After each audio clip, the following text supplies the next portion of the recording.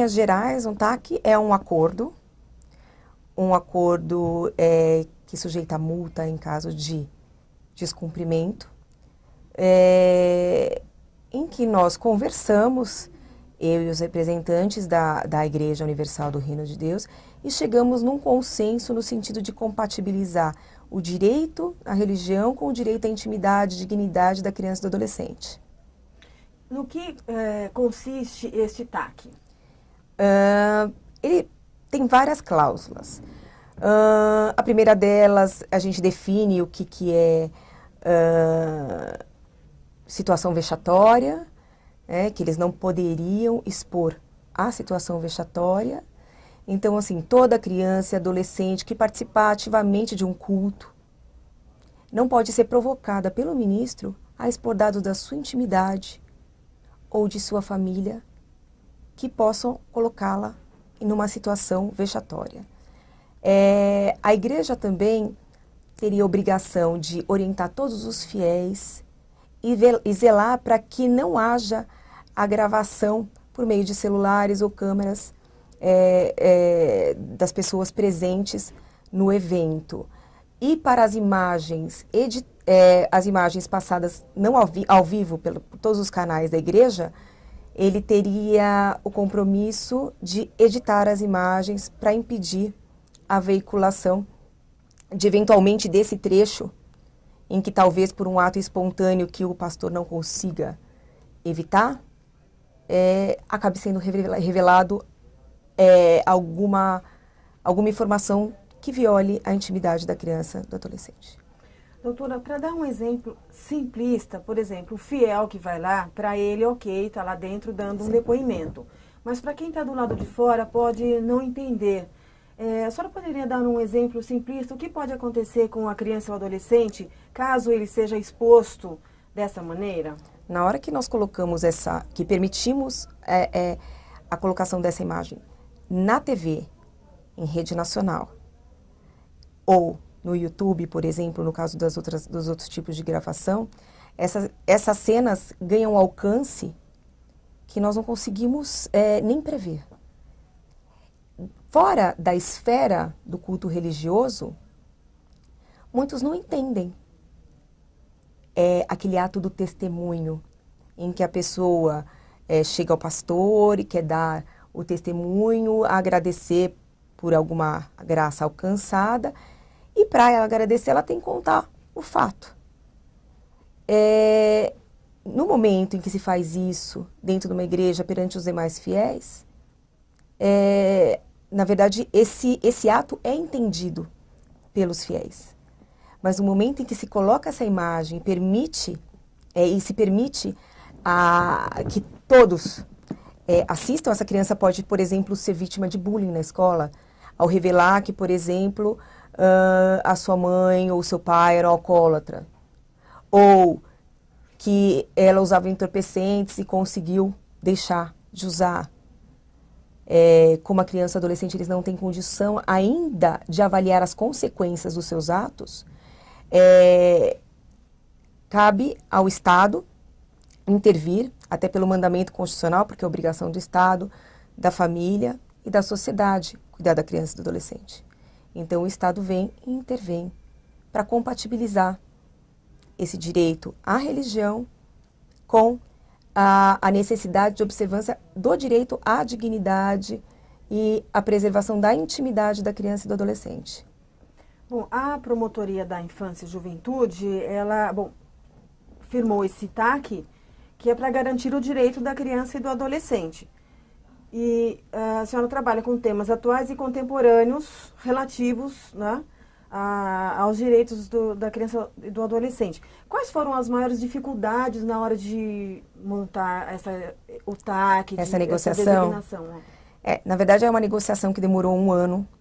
Eu cheguei na promotoria, esse inquérito civil já estava instaurado, havia um colega cuidando do inquérito civil, mas as negociações não avançavam e parecia que realmente eles não iam chegar a um consenso e escrever algo que fosse aceitável.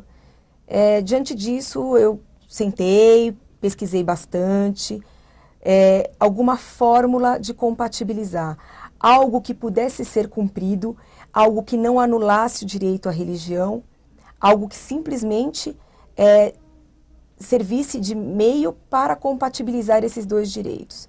E aí eu cheguei em todas essas cláusulas que, depois de negociadas, foram aceitas pela compromissária, no caso, a Igreja Universal do Reino de Deus. Dentro desse TAC também, eu acabei de me lembrar, tem a obrigação de, toda a vez que se veicular imagem, sob qualquer pretexto, de criança e adolescente, através da televisão e de alguma das afiliadas, parceiras da igreja, há a obrigação de se guardar por 3 meses a autorização de uso da imagem, além das imagens, que pela nossa lei geral somente devem ser guardadas por 24 horas. Assim, se houver algum tipo de abuso, vai ser permitida a verificação do abuso. Como eles têm obrigação de guardar os dados das pessoas e as imagens, nós podemos verificar se o TAC foi ou não descumprido. Nós estamos falando hoje sobre um caso, né, que é o caso da igreja. Mas a promotoria, ela abrange muitos casos envolvendo crianças e adolescentes. A senhora foi citada na coluna do Contardo Caligares, da Folha Ilustrada, do dia 29 de maio, em um dos casos, né? É muito difícil tratar desses casos genéricos. E qual que é a importância do Ministério Público na atuação de casos que envolvem crianças? Na verdade, o Ministério Público, a participação do Ministério Público é vital. Na promotoria de difusos, onde eu trabalho, nós trabalhamos tanto com a cobrança de políticas públicas, a cobrança do cumprimento da prioridade absoluta, do princípio da prioridade absoluta, que está no artigo 227 da Constituição Federal. Nós trabalhamos com a parte de saúde pública, publicidade infantil. Nós fiscalizamos os 220 abrigos, as entidades de acolhimento institucional que tem na capital. Nós fiscalizamos os 44 conselhos tutelares existentes na capital. Somos apenas 2.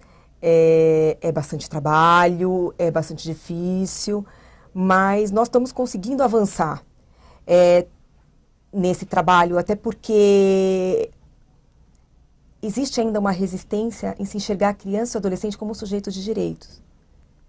Então, nós temos que agir e intervir em algumas relações de modo que se enxergue e se respeite tanto a Constituição Federal quanto o Estatuto da Criança e do Adolescente.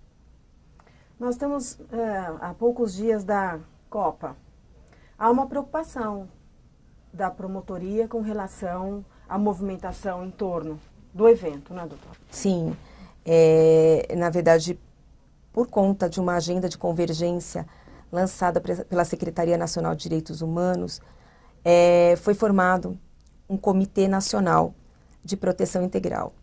Dentro desse comitê foi determinado que em cada cidade sede fosse formado um comitê local. Aqui, primeiro, eu trabalhei para que esse comitê fosse formado, porque estava atrasada a sua formação.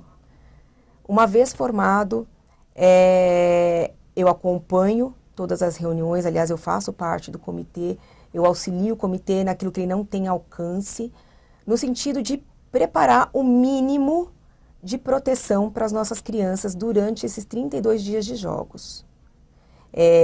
Nós vamos ter um plantão integrado de toda a rede da infância e da juventude que vai estar trabalhando em todos esses dias de jogos. Ele vai ser montado provavelmente, aliás, está faltando só os ajustes finais, no pátio do colégio, que é ao lado do Vale do Anhangabaú, onde vai ocorrer aquela fanfest que será realizada nos 32 dias de jogos. Esse plantão integrado, ele vai funcionar até a meia-noite, das 10 da manhã à meia-noite. E todo caso de criança e adolescente em situação de risco deverá ser encaminhada para esse plantão. Doutora, de que forma a sociedade pode entrar em contato com a promotoria caso ela perceba algo de desrespeito à criança e ao adolescente? Existe um link na página institucional do Ministério Público para que se encaminhe as denúncias, nós recebemos todas. E o canal mais importante de proteção a criança e adolescente é o Disque 100. Então, tendo notícia de eventual situação de risco, Disque 100, encaminha a denúncia, ela vai ser remetida para o Ministério Público automaticamente através do convênio firmado pela nossa Procuradoria-Geral de Justiça.